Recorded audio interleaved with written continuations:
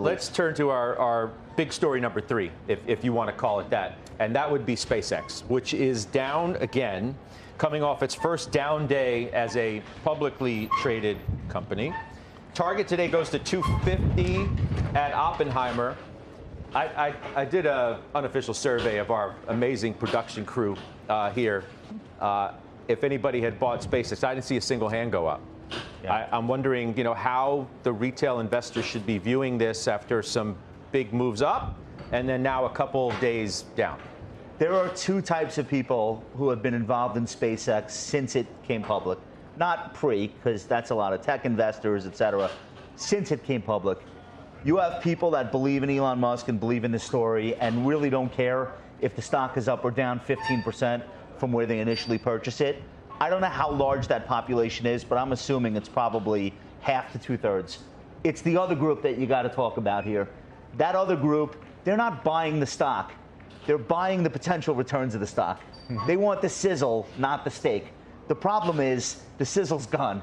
So those people look up and they say, well, I'm in this thing at 140, 150. I probably should have sold some at 215, 210, 205. Okay. You know what? This thing's over. I'll revisit it the next time it's rallying.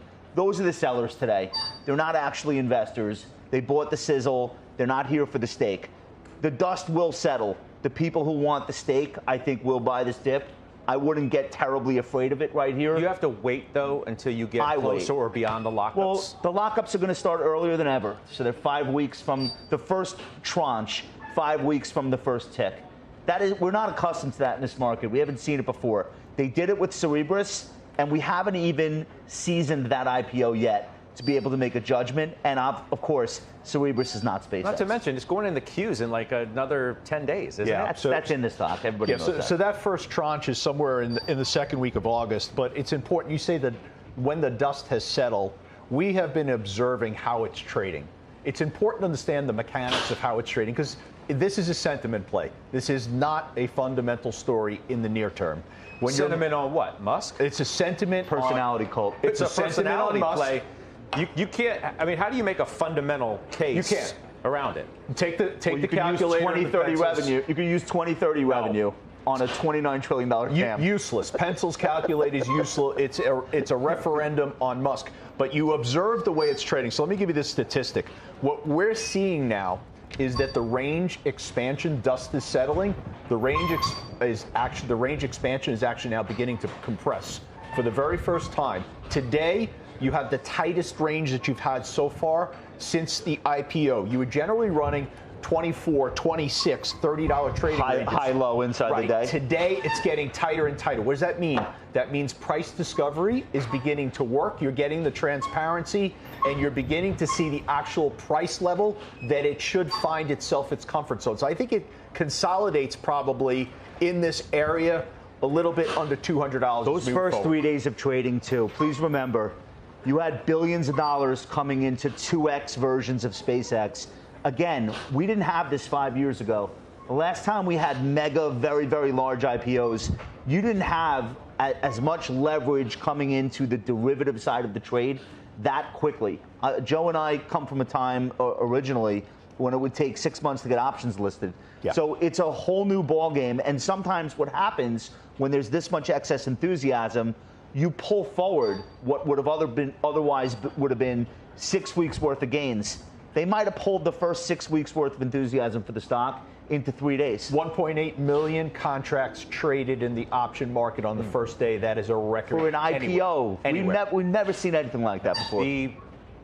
Arguably one of the biggest beneficiaries, if not the biggest to this point, Goldman Sachs. Yes. Right? The fees that they will make off of this in an environment where the capital markets have returned with such vigor.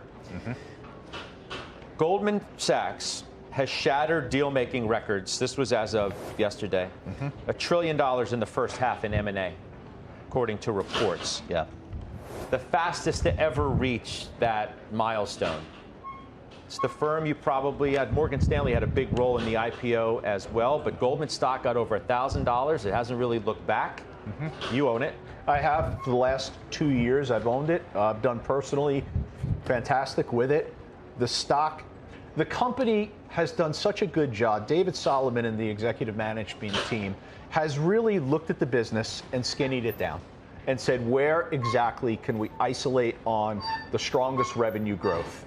And that's the activity surrounding trading. That's the activity surrounding M&A, the advisory business, and they're executing on. And to be fair, a lot of what he had to unwind was also some of his projects. Well, to get there. But he had the fortitude to admit that they needed to pivot. And I'm fine with change and making that change and moving forward in the right direction. And he's done that. It's Morgan Stanley. I think there's a bigger conversation surrounding the financials, Scott. The financials seem to be making a return, if you would. Well, it's the top sector over the past month, okay, up 5.5%. It's been a central part of the moves away from the money going into tech. Right. It's been finding a home here, in part because of what I said, the capital markets and the return between. This could be a record year for M&A. You get the SpaceX IPO. You don't think Goldman's going to have a central role in Anthropic and OpenAI as well? We have a capital market cycle that's in full swing for the first time since 2021, and the difference between this and 21 is the quality. These are companies, you may not love the initial profitability, but these are companies coming in with billions and tens of billions in revenue, especially in the case of OpenAI and Anthropic. I don't think it's a fair comparison to look at the 1,000 or so IPOs we did in 2021 and say that this is the same type of capital markets boom. I like this one better. You just bought JPMorgan. I did. JPMorgan. Welcome. Josh welcome to the club. We're happy to have you. JPMorgan's a name that I've traded in and out of over the last several years, done particularly well with it. We've held it in the ETF. We moved out of it around 315. I wanted to restore a position if it got back above 330 because I expected it to take out a new all-time high. It's in the process of doing so. Today you have a little bit of a pullback. I'm fine with that pullback. Look, the financial universe is really strong, to your point.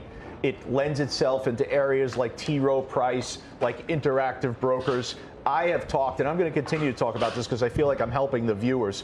Virtu Financial is the play on high frequency and market making. When you look at the return from Jane Street, which is a private company, Virtu Financial is the only way to get that exposure.